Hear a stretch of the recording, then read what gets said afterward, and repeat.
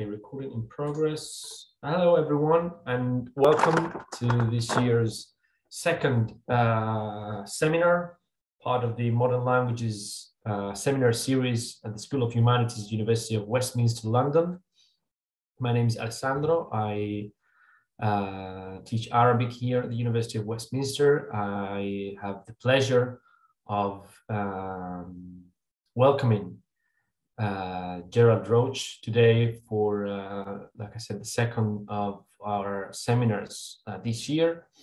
Hello, Gerald, who's joining us from Australia today, from Melbourne, Australia today.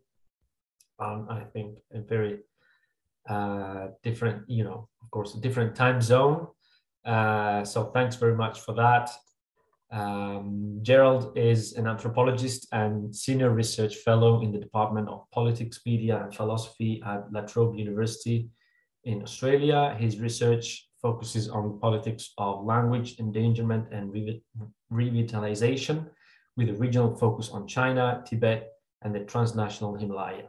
He edited the Routledge Handbook of Language Revitalization, and his academic articles have appeared in Patterns of Prejudice, American Anthropologist, Territory, Politics, Governance, and China Quarterly. He's also written for The Nation, Jacobin, and he can be found on Twitter at G. Joseph Roche. The talk today, the title of the talk today is, I think, well, I found it always to be like a very interesting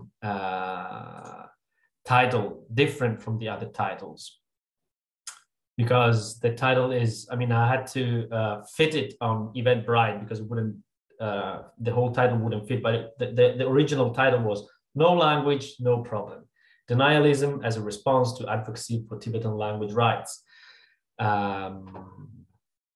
So again, thanks, Gerald, for agreeing to deliver this talk today. It's a pleasure to have you, and I'll leave it to you. Just before we start, I want to remind everyone to mute themselves, and we'll have, the talk will last for approximately 40-45 minutes, and then there will be time for a Q&A session, which will last for another 30 minutes approximately. In the Q&A, of course, if you've attended Zoom talks before, just click on the raise hand button when you have a question. In the meantime, while Gerald is delivering his talk, you can always write in the chat if you have any questions, and then we will read the questions and discuss them together during the Q&A. So without further ado, I'll pass it over to Gerald now. The floor is yours. Thank you very much. Okay, hi everyone. I'll just get the PowerPoint set up. I'll be with you in a second.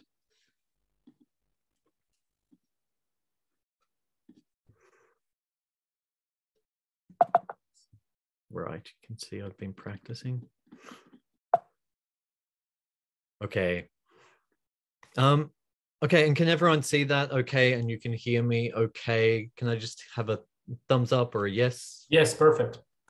Okay, cool. All right, so I'll just begin with an acknowledgement of country, which is to say that I'm speaking to you from Melbourne in Australia, which is the unceded lands of the Wurundjeri people of the Kulin Nation. I want to pay my respects to their elders, and I want to recognize their ongoing struggle in the context of, in the face of ongoing colonialism, including their struggle for language and their struggle to reclaim language that's been taken away from them through the process of colonialism. So to get started, thanks first of all for inviting me to give the talk. I really appreciate the chance to talk with everyone. I look forward to the conversation at the end. I appreciate everyone who's made it there in time for a morning talk. I know that it's a kind of unusual time of day for an academic presentation as well. So I appreciate you coming along for that. I hope you've got yourself a coffee or something to keep you warm and motivated. So the the talk that I'm going to be giving today is a slightly condensed version of a chapter that I have coming out next year on denialism and language rights in Tibet, which will be published in the Handbook of Linguistic Human Rights, which is being edited by Trobe and Robert Phillipson. So it should flow okay. Hopefully it's not too choppy, but if anything seems a little disjointed, that's why. And it's also not, there will be bits missing. So if you notice a gap and you have questions, then we can always come back to things. So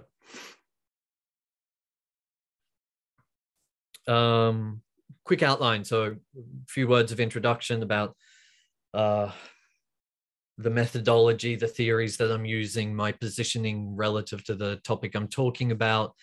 Then I'm going to go through, give a very, very quick overview of the linguistic human rights situation in Tibet based on my previous research, and that should give you the contextual background for what I'm going to focus on, which is basically an analysis of and reflection on my own efforts to advocate for linguistic human rights, for language rights, in relation to Tibet's languages, and some of the ways that hasn't worked, right? And some of the reasons for that, some of the things that I've encountered, and a bit of an analysis of that, which I hope is useful for other people insofar as it helps other people to advocate for language rights.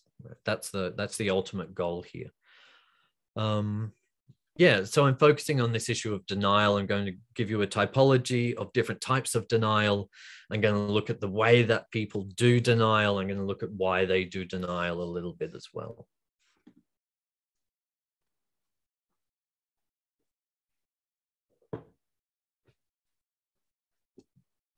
Okay.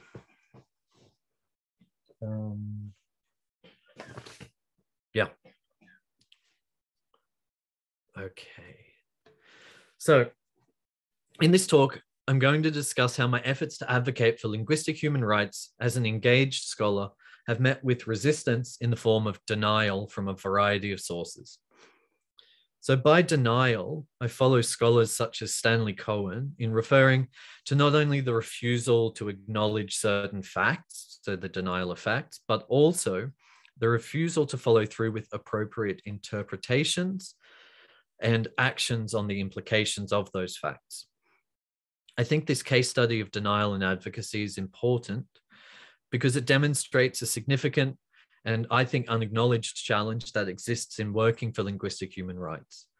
My discussion of this issue builds on prior work on the challenges faced by advocating for linguistic human rights within academia by scholars such as Stephen May and Tove Skudnov-Kungas. And my exploration of these issues aims to open up a space for discussing how the challenge of denial may be addressed, and therefore how to more effectively advocate for linguistic human rights. So ultimately, my aims in this paper are more, they're engaged, applied aims. It's thinking about how do we do language rights advocacy practice better. Theoretically, my discussion draws on four main bodies of literature, and I've got sort of one representative book for each of those bodies of literature. So there is the sociology of denial. We can see there in the work of Stanley Cohen. The study of denial in human rights advocacy. We can see here in this work by Irene Brunaseu. And I just think keep that image in your mind of the person with their head in the sand, because I will come back to that at the end. Literature on genocide denial. This is a recent edited volume on that topic. And also some of the literature on from political science in agenda denial. We see this work here, very mid-90s kind of cover going on there. Yeah, okay. So methodologically, my thinking about these issues is inspired by the feminist philosopher Sarah Ahmed, who has described how we generate knowledge about a situation through our efforts to change it. She talks about how practical experience of, quote, coming up against a world, of trying to transform a world, end quote, produces knowledge about how that world is maintained. She argues that the experience of repeatedly meeting walls in such transformative work is frustrating and debilitating, like banging your head against a wall. But it is also informative. My reflections on advocacy and denial are built on my own experiences of banging my head against several different walls, which has been frustrating, if not outright painful, but has also incidentally generated insights. Nonetheless, methodologically, I want to acknowledge that my reflections on this issue are necessarily personal and post hoc, and I think that that's okay, but we can discuss that later. Finally, I also want to provide a note on my positioning as a producer of knowledge. So in this talk, I'm going to discuss advocacy for languages that I do not speak on behalf of communities that I do not belong to. Despite this, I will be positioning myself as a knower in relation to linguistic human rights in Tibet, but also as an arbiter of what is and isn't denial. Now, it's important to acknowledge that I could be wrong. And because the privilege that enables me to produce knowledge, like I'm going to share with you tonight, it is also, in the words of the late Charles Mills, a form of cognitive dysfunction. I think it's fair to say that I will be wrong in some ways about some things. And furthermore, wherever the knowledge that I produce is wrong, then the attached moral and political project of advocacy will also be wrong. In making the decision to discuss and advocate for linguistic human rights in Tibet, here and elsewhere, I have weighed up the existence of these epistemic, moral, and political hazards against the consequences of inaction and silence and the entailments that are attached to my status as a witness to human rights abuse. And my response to this predicament is continued cautious action, constant reflection, and an openness to the possibility that I may, in certain ways that are unknown to me, be in denial. Okay. So, linguistic human rights in Tibet. The languages of Tibet and the people who sign and speak them face a myriad of challenges in relation to rights. An important aspect of these challenges is the state's own denial, its refusal to recognize the existence of most languages that are spoken or signed amongst Tibetans in China. Rather than acknowledging the multilingual reality, the state instead represents and treats Tibetans as a monolingual population possessing only a single Tibetan language with 3 major dialects. However, Tibetans have long recognized the diversity of their spoken languages, and linguists have identified at least 30 mutual unintelligible spoken languages amongst Tibetans in the PRC, in addition to the Tibetan language and the variety that it contains. So up the top there, we see a Tibetan proverb, which is like every valley has its own form of speech, and every lama, every religious teacher has their own doctrine, if you like. So it's a recognition of the inherent linguistic diversity of the area. Below there, that's a link, that's the title of a paper that I wrote with Hiroyuki Suzuki, where we surveyed the linguistic literature to come up with that number of about 30 that I talked about. And this is a map of some of those languages, and it's good to mention the names of some of these languages which are erased by the state. So we're talking here about languages like Ngandahua, Manikacha, Gochang, Japa, Choyu, Manyap, Namzi, Dao, and so on. So the state's denial of diversity creates a distinction between Tibetan as a recognized but nonetheless subordinate language and the numerous other languages spoken by Tibetans, which are completely erased from all public discourses about language and the policies and practices that derive from those discourses. This distinction between subordinated and erased languages is reproduced across a variety of social institutions, including education, healthcare, and other government services. Beyond this denial of the right to be recognized as distinct languages, the state also constrains language rights through the administration of even the limited rights that pertain to Tibetan as a recognized but subordinated language. A second major issue here that I won't go into, but we can come back to in the questions if you're interested, is the way that languages in China are governed through territory rather than people or populations. So, but one issue I do want to talk about is the way that recognized and erased languages relate to the promotion of China's national language, Putonghua. So the promulgation of Putonghua is driven by national targets that aim to universalize the use of the language amongst the entire citizenry of the country. Less than half the population of China had some competence in Putonghua as recently as 2006. By 2017, this number had been raised to 70%, and it was set to reach 80% by last year, and new targets this year that were just announced this year aim for 85% coverage by 2025 and comprehensive popularization by 2035. This universalization of Putonghua is driven by fundamental legal inequalities. Learning and using Putonghua is compulsory, while learning and using recognized minority languages, such as Tibetan, is optional. Learning and using unrecognized languages, meanwhile, is impossible in all institutional contexts. Putonghua is named and enshrined in the Constitution and in the national language law. No other languages are named in national legal mechanisms for language. The vague and optional nature of linguistic human rights for recognized minority languages has seen efforts by the state to expand Putonghua into the few domains where these languages are used, such as mother tongue medium education. Evidence of the impacts of the situation can be seen in widespread protests against the promotion of Putonghua, for example, in Inner Mongolia and parts of Tibet, and the high rates of language endangerment or coerced language shift throughout the country. So a variety of estimates suggest that about half of China's languages are undergoing some form of coerced language shift at the moment. We can also situate the challenges seen in Tibet within a broader framework of civil and political rights pertaining to language.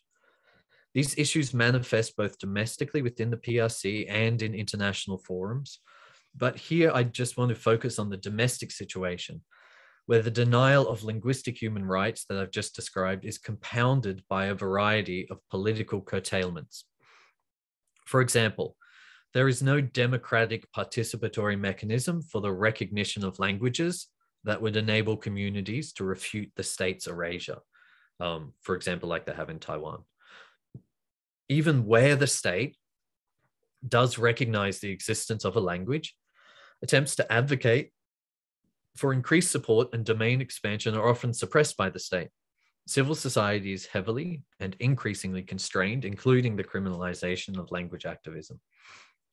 More generally, developments that would support both recognized and unrecognized languages are resisted by reward structures that encourage local government officials and party members to focus primarily on economic development and social and political stability rather than securing or providing or defending linguistic rights of the people.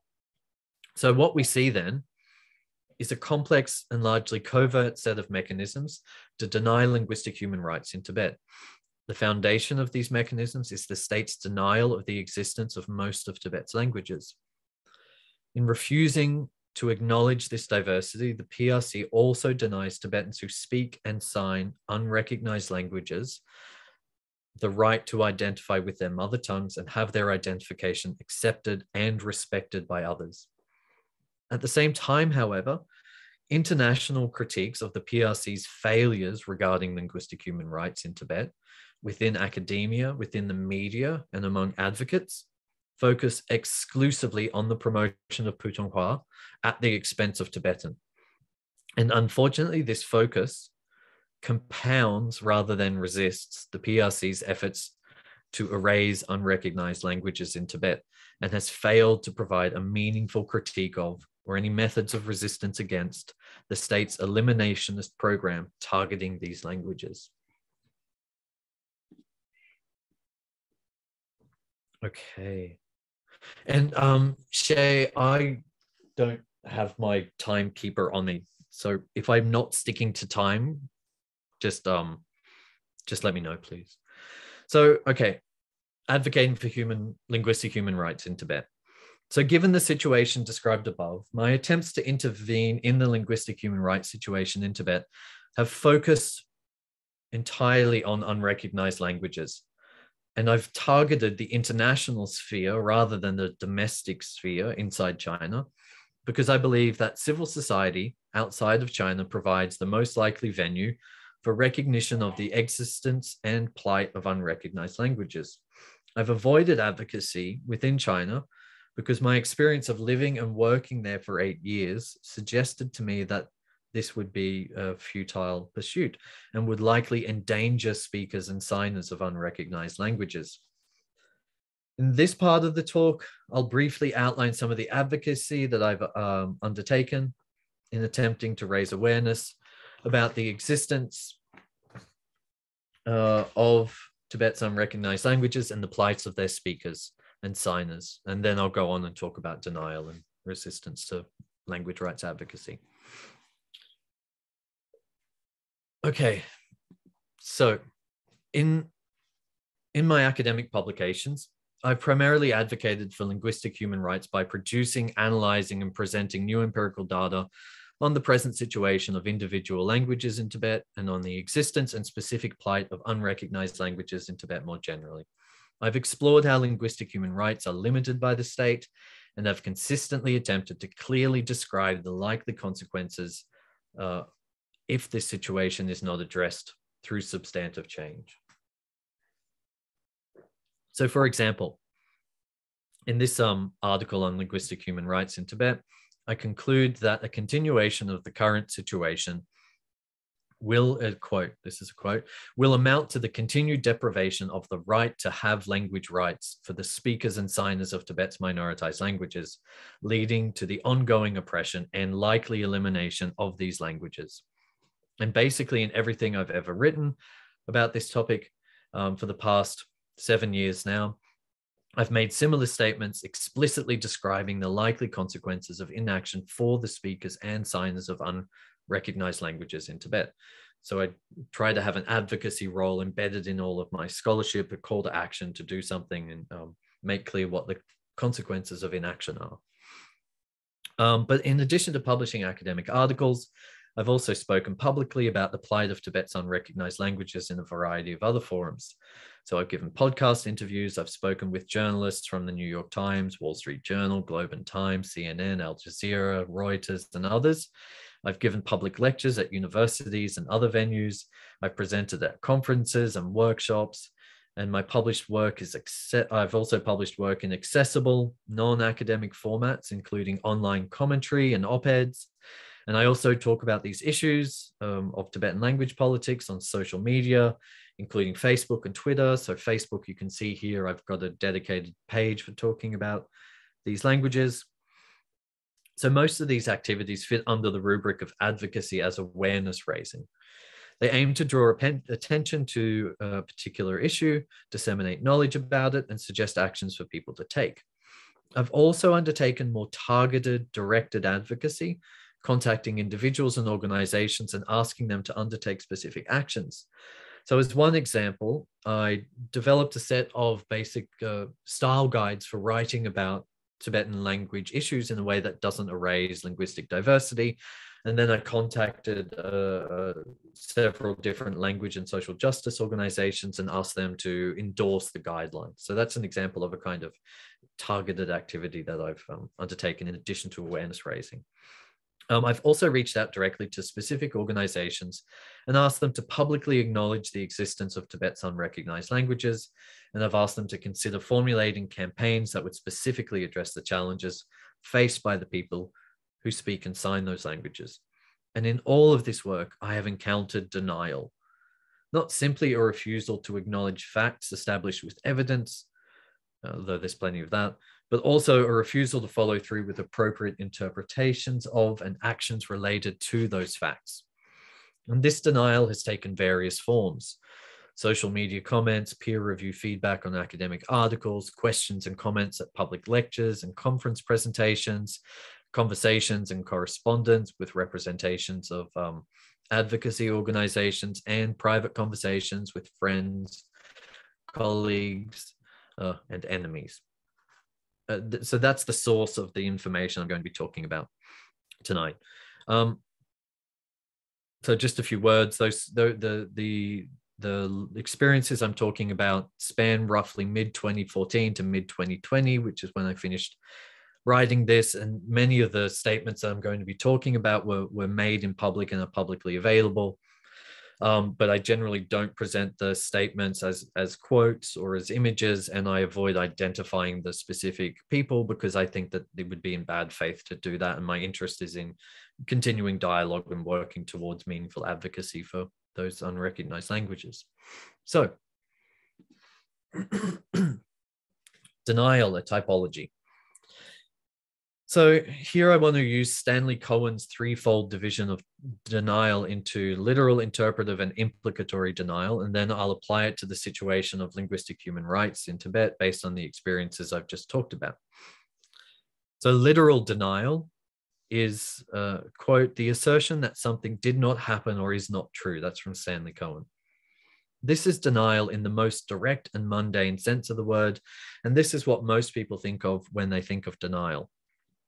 However, Cohen argues that we must consider denial beyond this narrow rejection of facts, and thus expand denial to include interpretive and implicatory denial. So interpretive denial involves acknowledgement that something exists, that it happened or is taking place, but it also includes a refusal to follow through with the appropriate interpretation of this acknowledged fact. So as an example, Cohen talks about this idea of someone who recognizes that they drink a lot, that they drink too much, but they refuse to follow through on the appropriate interpretation of that behavior, which is that they are an alcoholic, right? So they acknowledge that something's happening, but they refuse to interpret and categorize that in a way that would lead to meaningful action. So finally, implicatory denial involves denying the political and ethical implications of knowing about something. So Irene Brunoseu has written about this problem using the term passivity generation, which is essentially what it is. It's the production of inaction. So she talks about passivity generation as a process that enables people to know about wrongdoings, to be called upon to do something about them, but still remain passive. So let's look at how those things manifest in relation to Tibetan advocacy. I'm going to do it twice. So I'm going to talk about language, no problem. So denial of the existence of languages, and then denial of the existence of a problem in relation to those languages. Okay. So again, that the public, down the bottom, you see the publication where I've written about this, these issues, not in terms of denial, but it gives the background. So when advocating for linguistic human rights in Tibet, literal denial often involves denying the existence of unrecognized languages. I sometimes encounter this form of denial as confusion or bewilderment. People will say things like, no, that can't be true, or are you really sure? And this confusion arises because of the received wisdom that Tibetans are linguistically homogeneous, that all Tibetans just speak Tibetan. Someone is engaging in literal denial when they continue reproducing this conventional wisdom despite being presented with evidence to the contrary. And in many cases, this sort of denial manifests as an asymmetrical conversation, where I talk about Tibetan languages in the plural, and then the person that I'm talking to feeds that back to me as the Tibetan language in the single. So NGO workers, scholars, and journalists that I've spoken to about Tibet's unrecognized languages often continue describing Tibetan language in the singular and often refuse to mention any of Tibet's unrecognized languages by name. Such blanket refusals to engage are described as a very low-cost strategy of agenda denial, and the silence that they involve has been called the most public form of denial. Now, if literal denial often takes the form of silence, interpretive denial most often takes the form of an explicit argument. When confronted with evidence of the existence of Tibet's unrecognized languages, scholars, activists, and others will often acknowledge that diversity exists, but insist that the diversity consists of dialects rather than languages.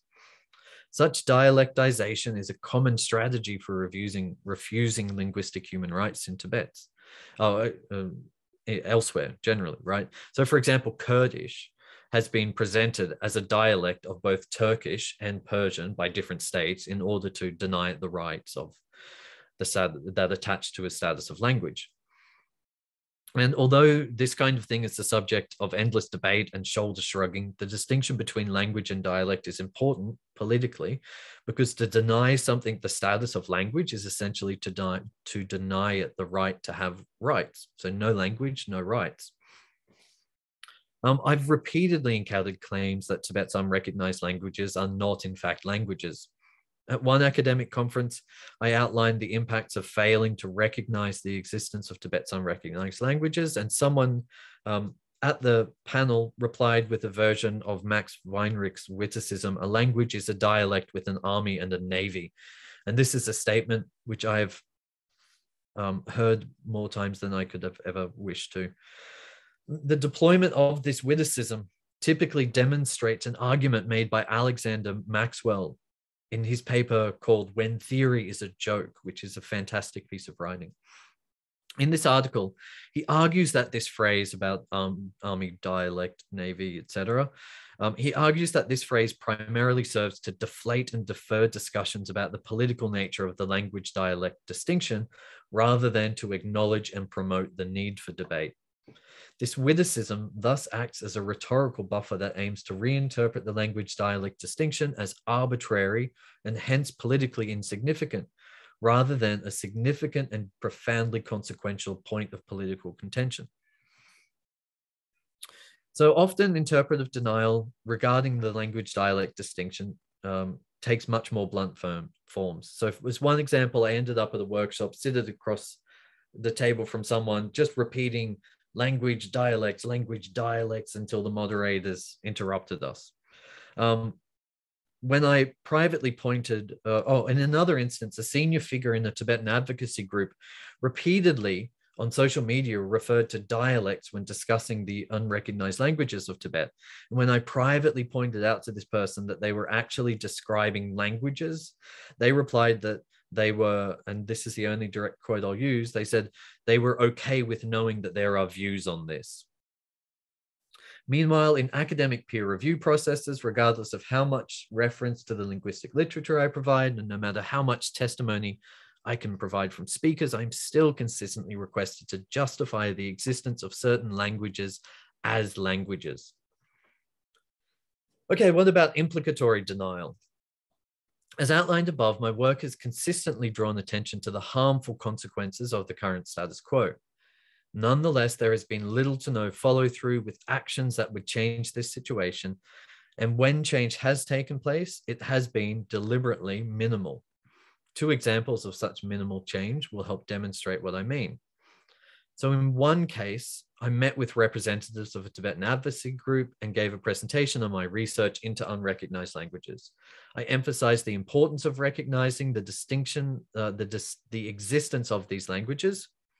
And the organization did do this by changing the text on their website that described the languages of Tibet and the oppression that they face. And in another example, a representative of a large human rights organization contacted me before giving an important public presentation that involved a discussion of linguistic human rights in Tibet. They asked me to clarify a few key points about my research, and in their public presentation, they did acknowledge the existence of unrecognized languages. In both cases, however, there was no follow-through in terms of research, communication, or campaigning after the public acknowledgement of unrecognized languages. Now, these acknowledgements were important. They broke the silence perpetuated by literal denial and refuted the dialectization promoted by interpretive denial. However, the failure to follow through with meaningful actions, the engagement in implicatory denial, places them within the spectrum of agenda denial described by the political scientists Trobe and Roche. And within their work on this, they would see this kind of strategy of implicatory denial as a medium cost strategy of agenda denial, which they variously describe as showcasing, tokenism, or symbolic placation, basically appearing to do something without taking substantive action. Okay, So the next issue, no problem. So denying that there is the existence of what I call language oppression. So my work advocating for linguistic human rights has been hampered by efforts to deny the existence of unrecognized languages, their status of languages, and the ethical and political implications of this status. But the second form of denial that I have encountered is denial of oppression, a refusal to acknowledge the political asymmetries, acts of discrimination, and so on, that Tibet's unrecognized languages are subjected to. This denial exists particularly in relation to the intra-ethnic aspects of language oppression, by which I mean oppression that takes place between Tibetans, usually through the promotion of a single Tibetan language at the expense of unrecognized languages. So this publication down the bottom, this talks about this issue of discrimination between Tibetans against speakers of unrecognized languages. So this denial of language oppression involves sometimes literal denial. When I've spoken about discrimination against speakers of unrecognized languages, people I speak to have sometimes simply refused to accept the events that I witnessed or collected testimony about ever took place. However, generally, such literal denial has been rare. Instead, interpretive denial has been far more common. This involves refuting the significance of certain events, practices, or structures. I commonly encounter this when I talk or write about language-based discrimination amongst Tibetans. Such discrimination is an integral element of the denial of linguistic human rights experienced by Tibetans who speak and sign unrecognized languages in China. Most of the denial I have encountered in this regard has taken place in personal conversations, and it typically occurs as efforts to minimize and trivialize discrimination. So the conversation usually goes with my interlocutor saying something like, yes, discrimination occurs. I acknowledge that, but it isn't really a problem. And this statement is often framed in terms of things like, well, people are just joking. It's not serious. It can't be oppression if it's funny, and so on. Related to this minimization and trivialization of forms of interpretive denial, I've also encountered two other forms of denial described by the Holocaust scholar Israel Chani, which he calls definitionalism and rationalization. Definitionalism attempts to deliberately restrict the application of particular terms to all but a very narrow set of entities. So what we might hear in this case is something like, yes, it happened and it's bad, but it's not bad enough that you can call it X, right? And where here X could be abuse, discrimination, genocide, oppression, racism, etc. So that's definitionalism. Rationalization, on the other hand, is simply the idea that, yes, something bad happened, but the victims deserved it. And that's what I talk about in this paper a little bit, the sense of victim blaming in terms of discrimination and deliberately assimilatory initiatives amongst Tibetans to target speakers of erased languages. I've encountered both of these forms of interpretive denial in advocating for Tibet's unrecognized languages. I've met a refusal to call oppression and discrimination by their names, and also justifications for discrimination against speakers of unrecognized languages. I have not met any implicatory denial regarding the structural violence that Tibet's unrecognized languages are subject to. And this is perhaps because, as suggested by Keith Kahn-Harris, denialism often occurs in a series. Begins with literal denial, this isn't true. And when that becomes untenable, it tends to shift to interpretive denial. This is true, but it isn't a problem. And then it moves on to implicatory denial. This is true and it's a problem, but we shouldn't, can't, or won't do anything about it. Most of the claims I've made about the oppression of Tibet's unrecognized languages have either been met with the silence of literal denial or the deferral of interpretive denial. And so we haven't quite got to the stage of implicatory denial yet. That's my interpretation. Hey, that's not right. Okay, so the next section is on denial methods and motives, and I don't have a slide for this one apparently. So we've already encountered several ways in which people do denial in relation to linguistic human rights, including silence, dialectization, trivialization, minimization, showcasing, symbolic placation, and tokenism. But now I want to expand on this list and discuss the motives of people who engage in denying linguistic human rights. And I'm going to rely on the typology that was outlined by Israel Chani, the scholar of genocide denial I mentioned before. What I want to show here really is that the motives of people engaging in denial in these cases, their motives are typically complex and often benevolent rather than malevolent. So we've already seen that silence is a common method of denial. In my case, silence is manifested as unanswered emails, polite avoidance of direct questions, deflections, deferrals, changes of topics, and so on.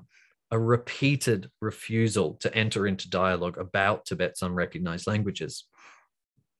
Silence is a widespread strategy of denial because it is low cost and low risk. However, silence is also a complex strategy that requires widespread cooperation. Silence is social. It must be normalized and legitimized by its reproduction and circulation, or else it appears in individuals as incivility, asociality, or impoliteness. Silence is also cumulative. The normalcy and legitimacy it acquires through circulation deepens over time. The longer it persists, the harder it is to break. Silence may thus produce what sociologists Barbara Sutton and Kari Norgard call a culture of denial, where a seemingly passive stance, not talking, actively produces and reproduces something. In this case, discursive erasure and the associated violence. Silence as a method of denial raises important questions about motives. Obviously, someone cannot talk about something because they don't know about it, have not been asked about it, and so on. It's therefore difficult to interpret the motives behind silence. Is this person or institution engaged in denial, or are they simply ignorant, or is something else going on? In addition to silence, another method of denial that I have encountered is shooting the messenger, i.e., efforts to attack or discredit the person or organization that is making the claim. According to the social psychologist Irene Brunaseu, this is a commonly used strategy of implicatory denial in response to human rights appeals. For example, casting a human rights organization as being driven by profit rather than the desire for social justice. The political scientist Cobb and Ross describe such attacks as a medium-cost strategy and find it to be a common way of retaining control of a political agenda once silence fails. Now, in my case, this strategy of shooting the messenger has most often been used by Tibetans outside of China who have described my interventions as imperialist, orientalist, or white supremacist. These claims are based on very real historical and ongoing exploitation of Tibetans and the Tibetan cause by Westerners.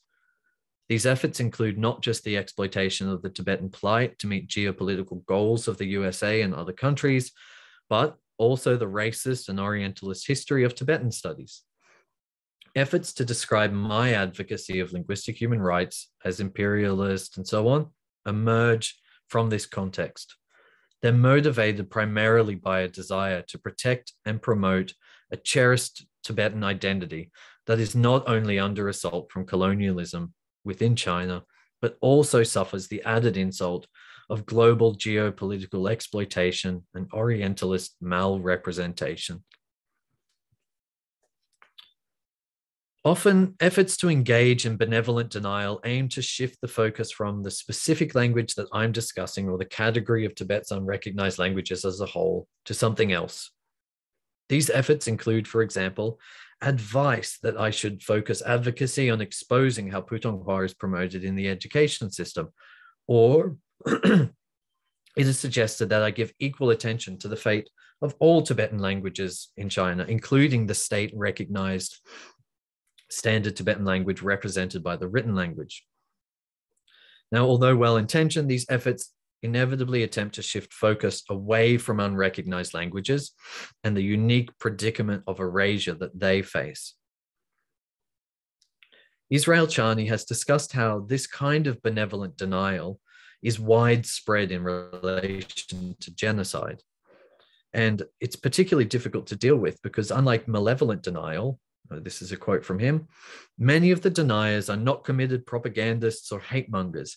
They are not known to be in the pay or employ of a group, and may, in many cases, they do not have a record of prejudice or antagonism, end quote.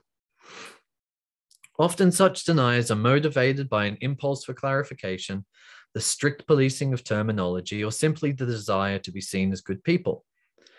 The important thing to emphasize in all of these cases of benevolent denial is that even though they originate in good intentions, they nonetheless have negative impacts. They unequivocally impede and oppose efforts to raise awareness about Tibet's unrecognized languages and to advocate for linguistic human rights for the people who speak and sign those languages. They contribute to the maintenance of a harmful status quo. And this is also the case for the final example of denial and its motives that I wish to example. And this is what we might think of as banal denial in the sense meant by Hannah Arendt.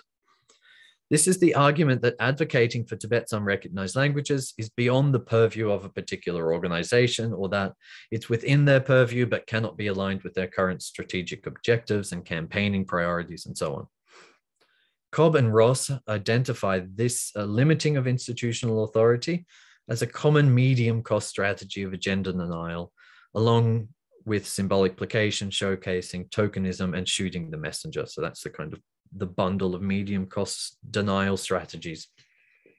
As with benevolent denial, banal denial, from the standpoint of people who use unrecognized languages, has the same impact as malevolent denial. It helps maintain the harmful status quo.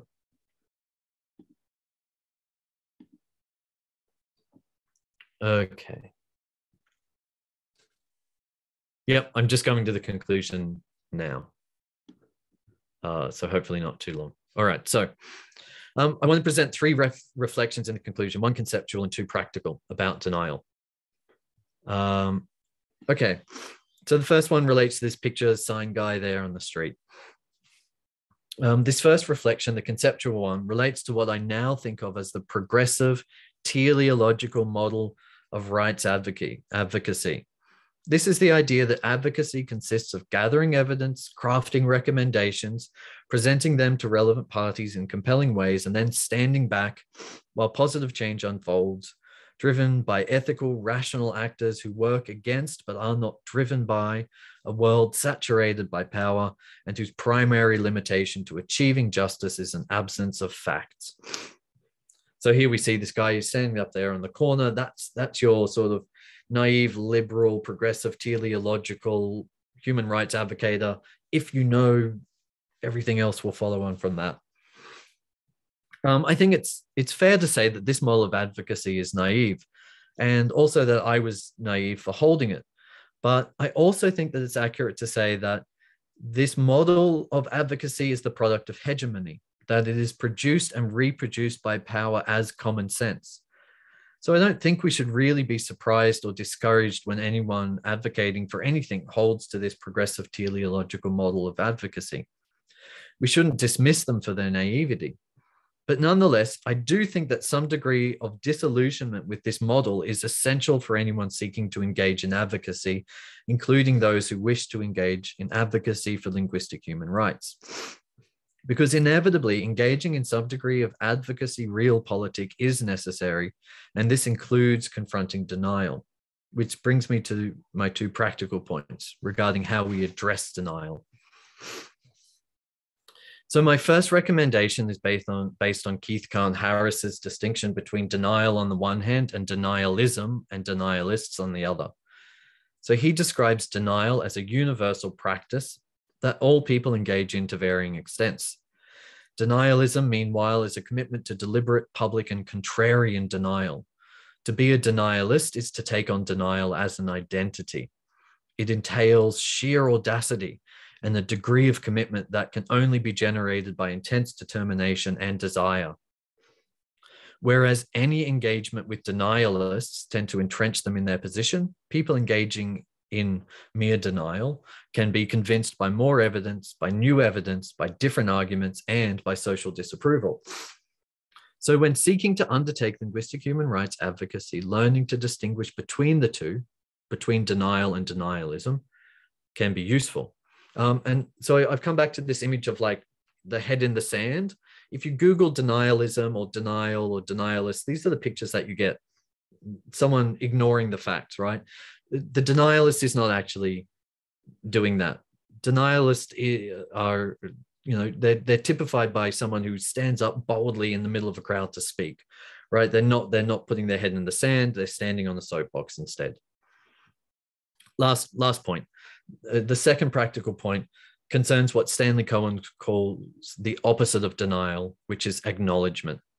And the fact that, like denial, acknowledgement is ultimately social, not individual. If individuals engage in denial, if individuals who are engaging in denial, not denialists, can be persuaded or at least discouraged, then over time, a culture of acknowledgement can be created in the same way that a culture of denial can. This suggests that the importance of long-term engagement in combating denial in order to build social nodes and networks where acknowledgement can take root and flourish. Achieving acknowledgement then becomes a matter not of revelation, as in the progressive teleological model of advocacy, but rather one of community building. This takes time and it requires patience, perseverance, and a degree of self-protection. And for me, at least, learning to identify and analyze denial has been essential in helping me to become a more patient, persevering advocate. And so that book there on the end is basically, this is my invitation to you to join that community of acknowledgement in relation to erased languages and to engage in linguistic disobedience by interrupting those discourses of erasure whenever you see them, whenever you see someone using the singular, talking about a Tibetan language. That's your chance to step in, create acknowledgement, create a community of acknowledgement, disrupt erasure, and work towards a more just linguistic future. Okay, thanks very much. And I will stop sharing now.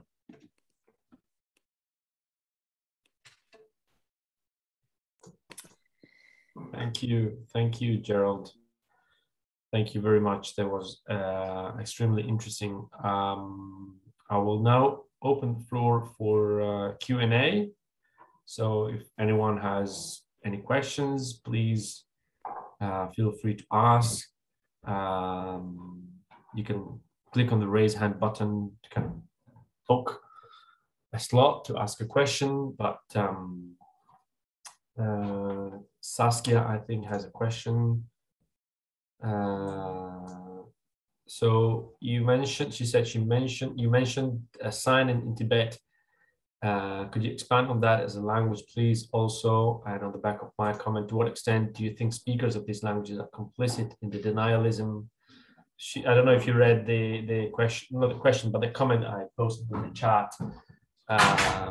Because I'm originally from Sardinia and speaker of Sardinian, and in my experience I have a personal experience of dealing with linguistic denialism, coming, of course, from the Italian authorities, central authorities, or the Sardinian central authorities, but also the denialism and the striking off of Sardinian as a dialect of Italian or Spanish, of Catalan or whatever, comes from speakers themselves.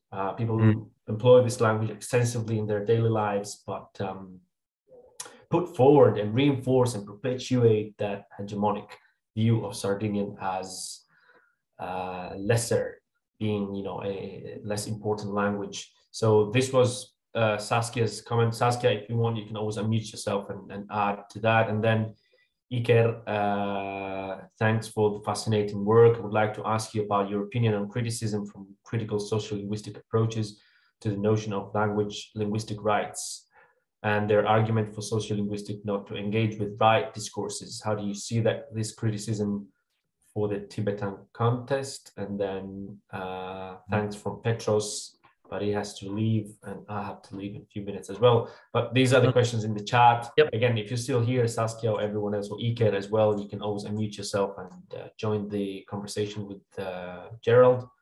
I'll jump in on Saskia's question, if that's all right. Just on signing in Tibet.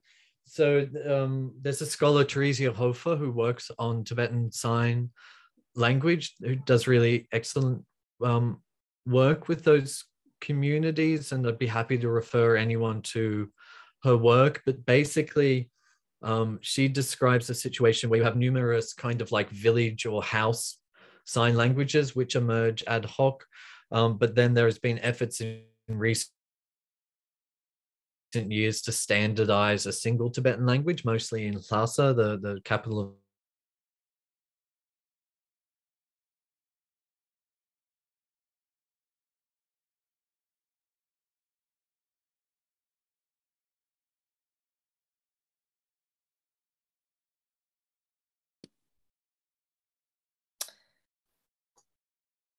Oh, we seem to have We lost lost Gerald.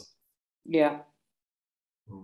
Let I me. mean, Zoom does this sometimes. It kind of kicks you out and then lets you back in. Yeah. Let's give it a minute, maybe for him to maybe come back to. Yeah. Yeah.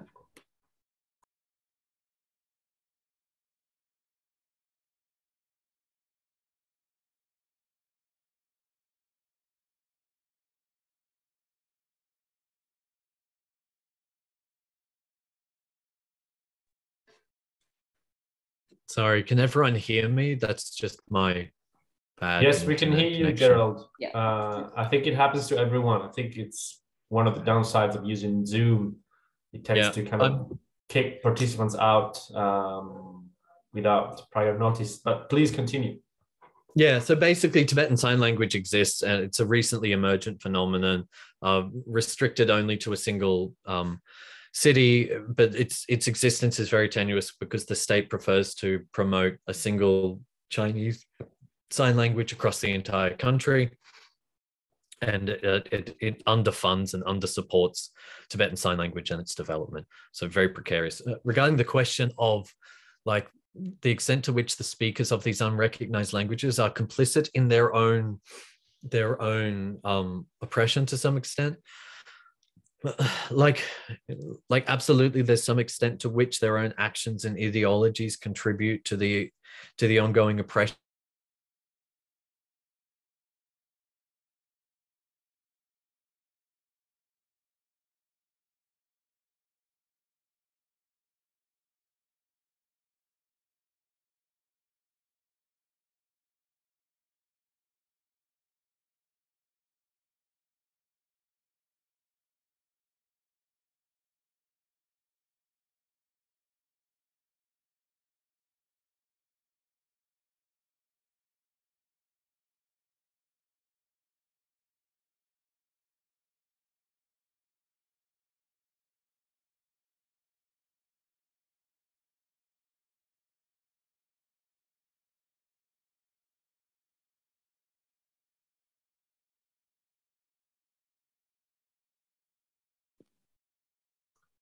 Happened again, I think.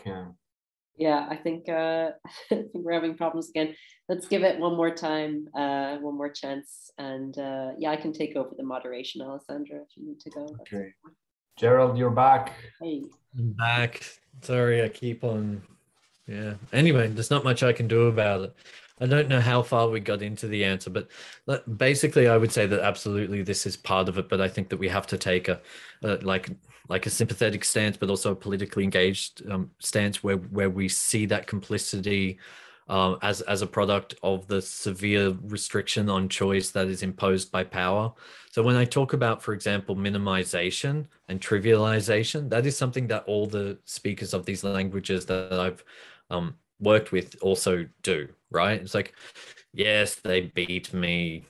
Yes, they told me not to speak my stupid language, but they're just kidding, etc., right? And those kind of strategies are just coping mechanisms for a situation that they're unable to change. That's the way that I view those things. So I think it's necessary to take that into account because it does influence it does contribute to the reproduction of the hegemony.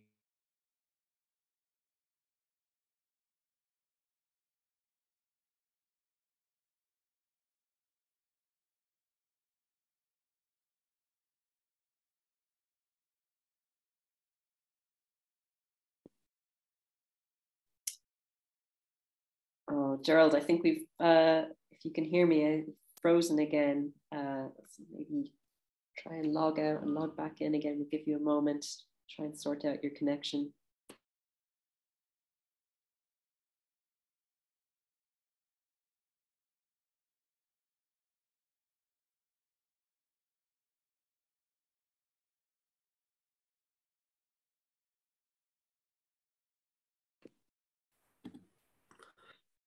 We've got you back again. Hey. Yeah, so I'll just put the camera off to see if that helps a bit. Sure. There's a question about the critical socio-linguistic literature on language rights. Like I'm aware of this literature. I've read parts of it. It comes up in my peer review stuff sometimes, and I'm just not sympathetic to that literature. I just find it deeply problematic. I understand that those people come from a good place, a critical place, etc. But I think that in a world where there are so many social justice issues related to language, that the language of rights gives us leverage for thinking and talking about this in a way that's extremely useful and important, right? And I would say the same thing about critical conversations around the nature of languageness and whether languages are stable bounded objects or fluid contingent acts that we engage in and so on. Again, theoretically, I'm appreciative of this, but in a world where, people are punished violently by the state for their linguistic practices, I don't think that view of fluidity really gives us the leverage and insight that we need, and particularly in relation to language erasure, right? Where the state does violence to populations by insisting that they don't speak a language and then uses that as an excuse to refuse them all sorts of vital services. So if you just think about the number of people and languages in the world, and you look at India and China as two highly linguistically diverse states with large populations that make up a significant proportion of the world's population, and both of those states have explicit policies of language erasure where people's languages don't count as languages, right? And so those people are denied rights on that basis. And I just think that that's such a profound mechanism of state violence in the world today that impacts people's lives in really profound ways, that to privilege particular theoretical perspectives at the expense of discourses that would help alleviate that violence, I just don't find it interesting as conversations to have personally. Yes, thanks, Gerald. I'm just wondering if anyone's got any other questions. You can always, sorry, this is Shay here. You can always pop them into the chat, or you can use the raise hand function, and I'll unmute you so you can ask your question that way. Yeah, thank you so much, Gerald. I really enjoyed your paper, and I'm enjoying this Q&A as well. No language, no problem really seems to sum it up in such a effective way. I found the kind of typology of denial and the motivations, different kind of motivations for those denialisms, really, really interesting to think about in the case of Tibetan languages. And one, I guess I was kind of wondering, you talked, you explained really clearly about the Chinese state's failure to acknowledge the multilingual reality of Tibet. And do you have a sense of why that is? Why is the state so committed to one Tibetan language and committed in at least in acknowledging one Tibetan language? Because there is such a focus in so many ways across the PRC on recognizing local heritage as a kind of a place branding and tourism exercise. What's the state's motivation when it comes to this denial of multilingual realities in Tibet? Yeah, so I think there's a very clear motive there, which is basically, I think of it as socialist accelerationism, right? Where so Tom Mulaney talks about this in his book Coming to Terms with the Nations, where he traces the history of the ethnic classification system in China and its relationship to language in a particular part of China. But basically the argument is that the classification system and the erasure of particular types of languages is meant to speed up socialist evolution to a socialist utopia and future, which is also homogeneous. So, you know, the Marxist-Leninist ideology that is at the core of the Chinese state's, at least ideological discourses, is based on 19th century ideas of social evolution. So, you know, from slave owning to feudal to bourgeois capitalist to socialist. And the ideology was that you could speed that up just by smashing together all the smaller groups and causing them to engage in bourgeois nationalism. And then that would make all the bourgeois nationalisms implode into a socialist future, which would be homogeneous and conveniently Han. Right. And so that's what the state's program with Tibetans is. You take these diverse populations who had various levels of connection with and commitment to Tibetanness before the Chinese state arrived. You label them all Tibetan. You compulsorily label them Tibetan. You give them no choice. You give them no capacity to defect from that, despite their protests, right? And you give them the choice in all of the linguistic options they have throughout their life. You can be Tibetan and you can have Tibetan language and Tibetan language rights and that identity, or you can be Han and that language, that identity, et cetera, and that's it. Those are all the choices that are on the table. And then the choices that people make depend a lot on local context, personal histories, and so on and so on. But either way, they're forced out of their identities, and they're forced out of their linguistic practices, and they're forced out of those communities that they belonged to. And it's deliberate, it's purposeful. It has a goal, and the aim is to speed up history and get us to the end of history faster. Well, yeah, thank you, Gerald. I think there's perhaps sometimes a kind of the explanations of why the ethnic minority division looks the way it does, and it's it's following the Soviet model, and also this group of researchers who went out in the 1950s and so on. But it almost feels like it's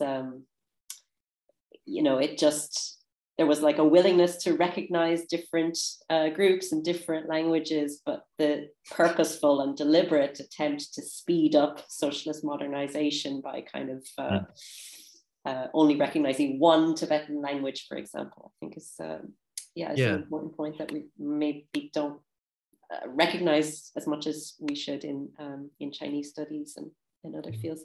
I see a hand up, so let me come to you and unmute you. Okay, and there you go. You're unmuted. Yeah, thanks, Gerald, for the excellent talk.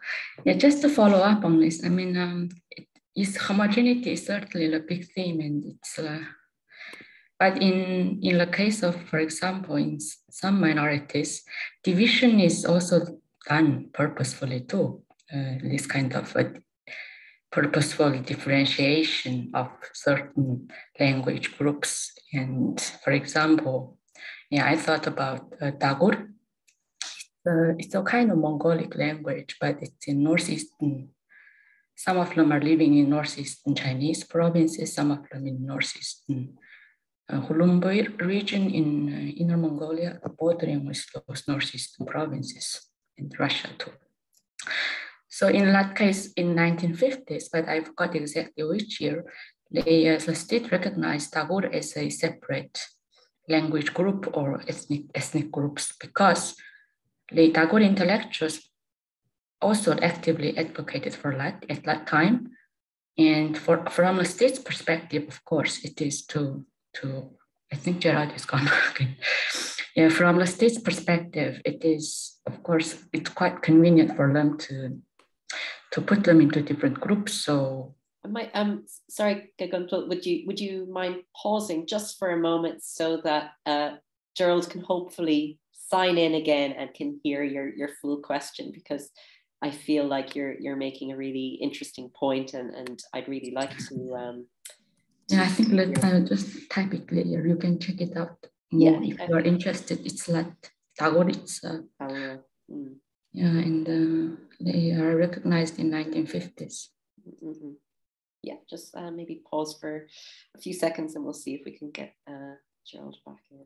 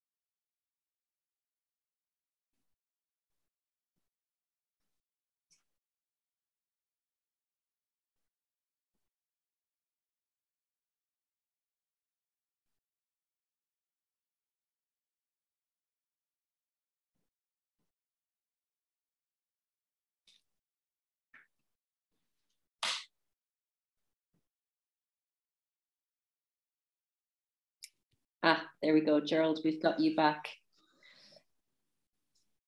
Hello again.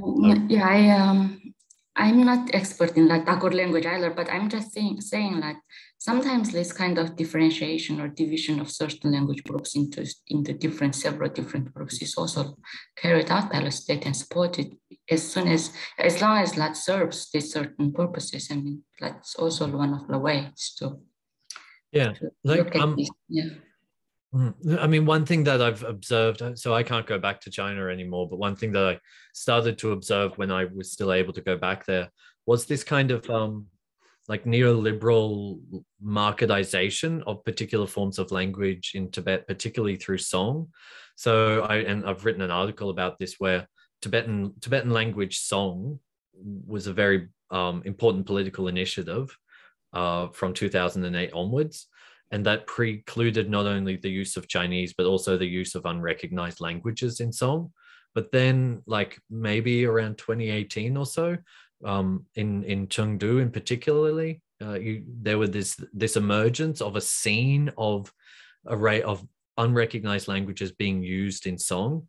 And it goes to show like the complexity of political life in China today, where you have this amalgamation of like hardcore assimilatory Marxist-Leninist ideologies and neoliberal market ideologies just smashing into each other all the time, and it produces these very contradictory effects. And yeah, and then it also varies by place and the particular groups and their local histories. And so with the Daor people, it'd be interesting to find out what's the history behind that particular predicament. Right. So you have all these holes and patches and hybrids throughout the system, but I still think that the underlying driving ideology is that Marxist-Leninist accelerationism, which aims to just get rid of as many languages as fast as possible in order to get to the socialist endpoint of time. Yeah, exactly. I agree.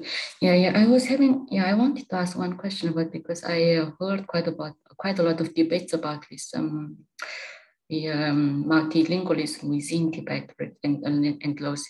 In addition to Tibet, of course, there are so many other languages, but the activists outside Tibet also it seems they are not like happy with this kind of arguments, because they think it runs contradictory what they wanted to achieve, for example, independence or this kind of standardization of Tibetan languages. So I'm curious about your position, because I can understand that for some Tibetan activists outside PRC, perhaps they have their own motives and goals about this kind of nationalist thinking. But on the other hand, from the perspectives of those multilingual groups within Tibet, so many languages are disappearing and erased because of this double oppression of Tibetan language and Putonghua. So I'm interested in knowing how do you look at this? I mean, because both of them are quite, in many ways, in certain ways, both of them are oppressed groups. Yeah. So, I mean, that's absolutely true, right? But it's equally true that a group can be an oppressed and oppressor simultaneously. And that's kind of where the ethics and the politics get really tricky, and the positionality becomes really complex as well. And so why there is this blanket refusal amongst Tibetan activist organizations to recognize meaningfully the existence of erased languages, I don't know. I've never gotten an explicit answer on why that is.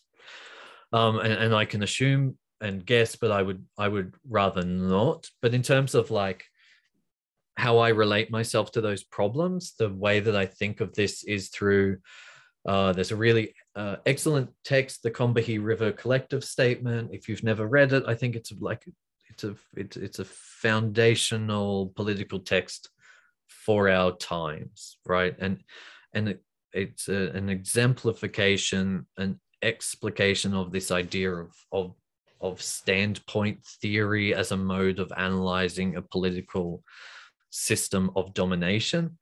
And it comes at it with the idea that any analysis of a system of oppression has to be undertaken from the standpoint of the person who is like most oppressed or in the most complex intersection of different forms of oppression. And it's by working to liberate that person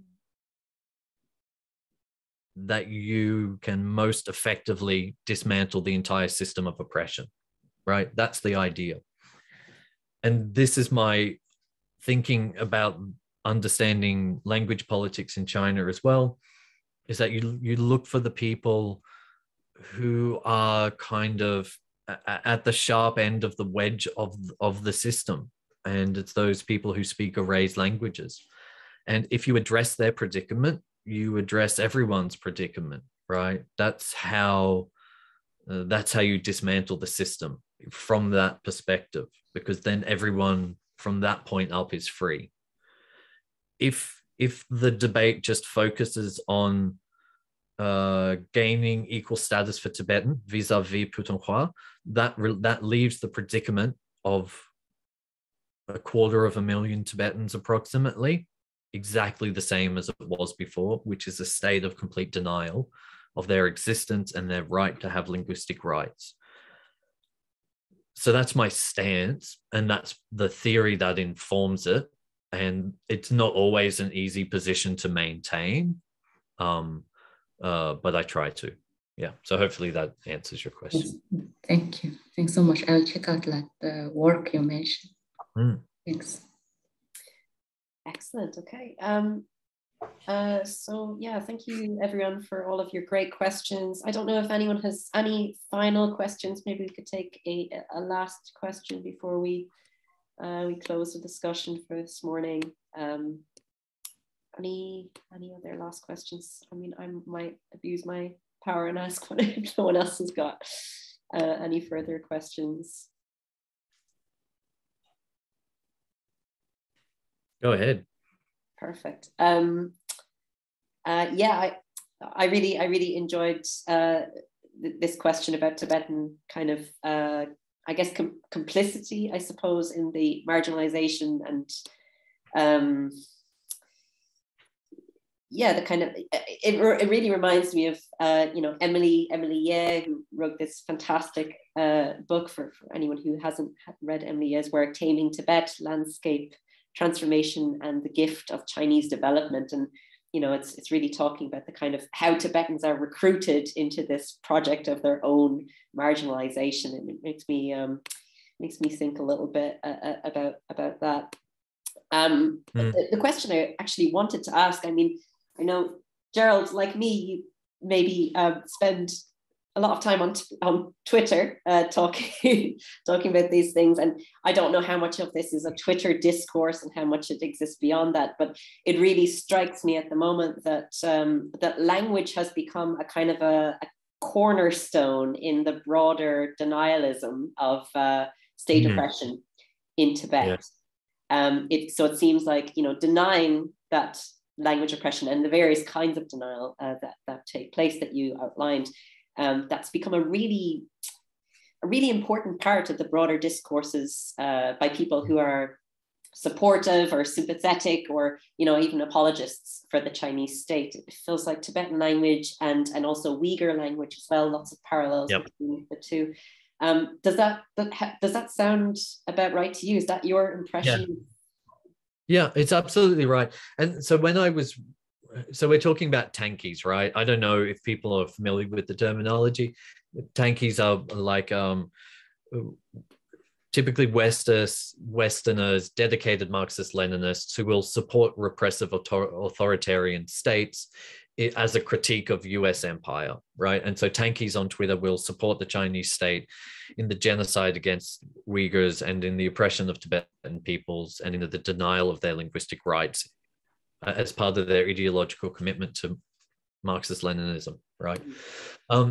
And so I didn't really start encountering those people until midway through last year, by which stage I'd sort of already written this. So I wasn't talking about them, but I did talk about them at this talk last week, because I think, like I said this previously, and I'll say it into the sun, that the arguments that these people use are like, they're so shallow, so ignorant, so meaningless, so intellectually facile, so ethically bankrupt.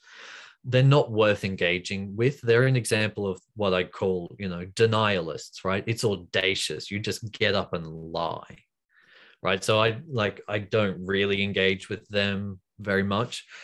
But like, to me, what's like, there's a bunch of things that's interesting about them and their discourses nonetheless. And the thing that really interests me, or one of the things that really interests me, is this idea, and I can't remember where this quote comes from, but the idea that war is the ultimate disease of cooperation, right?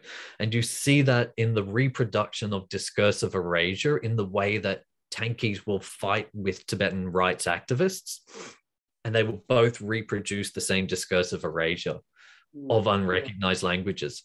So in their efforts to score points about the state's treatment of languages, they will just talk about the Tibetan language, and they will both point for point, tweet for tweet, erase Tibetan minoritized languages. And this is one of the things that I was trying to get at in my article in Patterns of Prejudice, right? So I called this the relationship between colonialism and coloniality, and it's a relationship of articulation.